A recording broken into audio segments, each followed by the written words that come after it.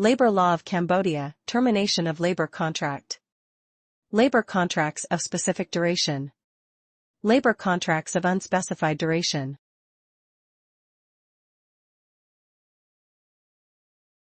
Section 3. Termination of the labor contract. A. Labor contracts of specific duration. Article 73. A labor contract of specific duration normally terminates at the specified ending date. It can, however, be terminated before the ending date if both parties are in agreement, on the condition that this agreement is made in form of writing in the presence of a labor inspector and signed by the two parties to the contract. If both parties do not agree, a contract of specified duration can be cancelled before its termination date only in the event of serious misconduct or acts of God. The premature termination of the contract by the will of the employer alone for reasons other than those mentioned in paragraphs 1 and 2 of this article entitles the worker to damages in an amount at least equal to the remuneration he would have received until the termination of the contract.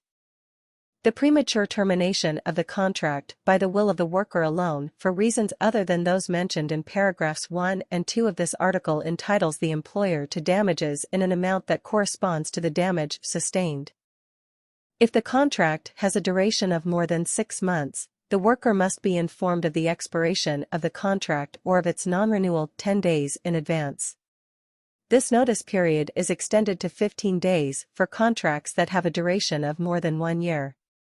If there is no prior notice, the contract shall be extended for a length of time equal to its initial duration or deemed as a contract of unspecified duration if its total length exceeds the time limit specified in Article 67. At the expiration of the contract, the employer shall provide the worker with the severance pay proportional to both the wages and the length of the contract. The exact amount of the severance pay is set by a collective agreement. If nothing is set in such agreement, the severance pay is at least equal to 5% of the wages paid during the length of the contract. If a contract of unspecified duration replaces a contract of specified duration upon the latter's expiration, the employment seniority of the worker is calculated by including the periods of both contracts. In every case of contract termination, the worker can require the employer to provide him with an employment certificate. B. Labor contracts of unspecified duration.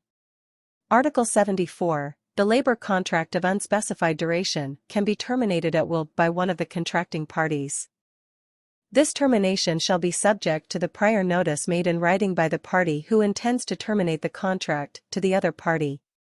However, no layoff can be taken without a valid reason relating to the worker's aptitude or behavior.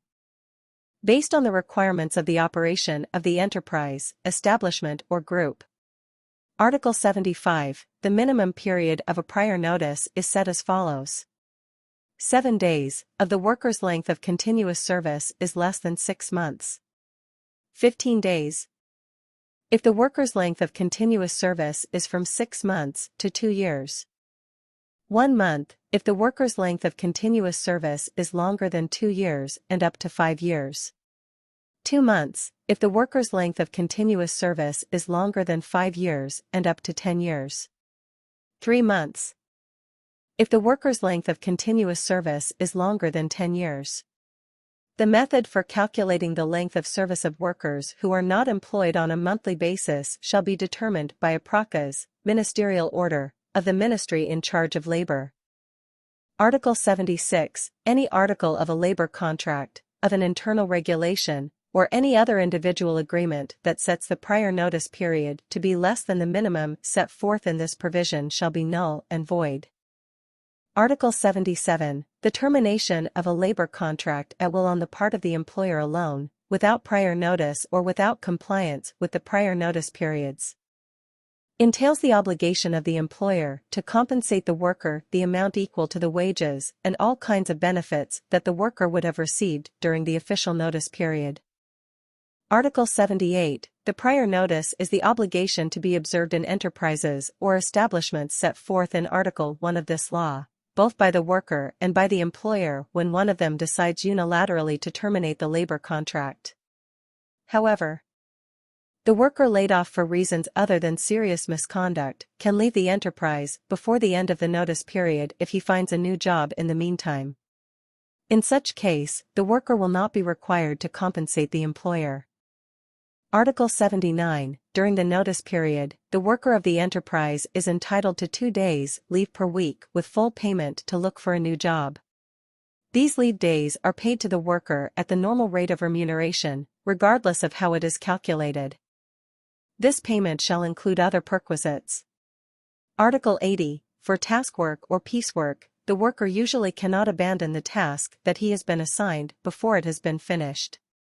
However, for long-term employment that cannot be completed in less than 1 month, one of the contracting parties who wishes to release himself from the obligations of the contract for serious reasons can do so as long as he notifies the other party 8 days in advance.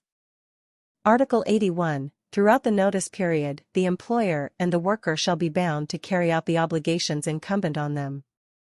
Article 82. The contracting parties are released from the obligation of giving prior notice under the following cases. 1. For a probation or an internship specified in the contract. 2. For a serious offense on the part of one of the parties. 3. For acts of God that one of the parties is unable to meet his obligations. Article 83. The following are considered to be serious offenses. A. On the part of the employer. 1. The use of fraudulent measures to entice a worker into signing a contract under conditions to which he would not otherwise have agreed if he had realized it. 2. Refusal to pay all or part of the wages. 3. Repeated late payment of wages. 4. Abusive language, threat, violence or assault. 5. Failure to provide sufficient work to a pieceworker. 6. Failure to implement labor health and safety measures in the workplace as required by existing laws. B. On the part of the worker. 1. Stealing, misappropriation, embezzlement. 2. Fraudulent acts committed at the time of signing, presentation of false documentation, or during employment, sabotage, refusal to comply with the terms of the employment contract. Divulging professional confidentiality. 3. Serious infractions of disciplinary, safety, and health regulations. 4. Threat, abusive language or assault against the employer or other workers. 5. Inciting other workers to commit serious offenses. 6. Political propaganda. Activities or demonstrations in the establishment. Article 84. Pending the creation of the Labor Court, the Common Court has the jurisdiction to determine the magnitude of offenses other than those included in the preceding article. Article 85. The employer may find himself unable to meet his obligations in the context of Article 82, paragraph 3, particularly in the following cases. 1. The closing of the establishment by public authorities. 2. Catastrophe, flooding, earthquake. War, that cause material destruction and make it impossible to resume work for a long time.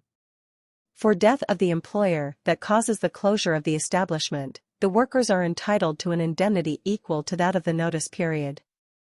Article 86. The worker may find himself unable to meet his obligations in the context of Article 82, paragraph 3, particularly in the following cases.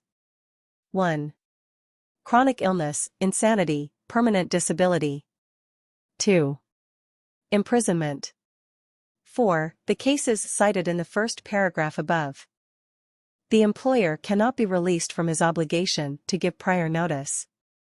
Article 87. If a change occurs in the legal status of the employer, particularly by assignment or inheritance, sale, merger, or transference of fund to form a company, all labor contracts in effect on the day of the change remain binding between the new employer and the workers of the former enterprise. The contracts cannot be terminated except under the conditions laid down in the present section. The closing of an enterprise, except for acts of God, does not release the employer from his obligations as stated in this section. 3. Bankruptcy and judicial liquidation are not considered as acts of God. Article 88. In businesses of a seasonal nature, as per list determined by a process of the Minister in charge of labor, the layoff of workers at the end of a work period cannot be considered as dismissal and does not result in any compensation. However, the layoff shall be announced at least 8 days in advance by a written notice conspicuously posted at the main entry of each work site, and if applicable, on each boat on which there is a work site.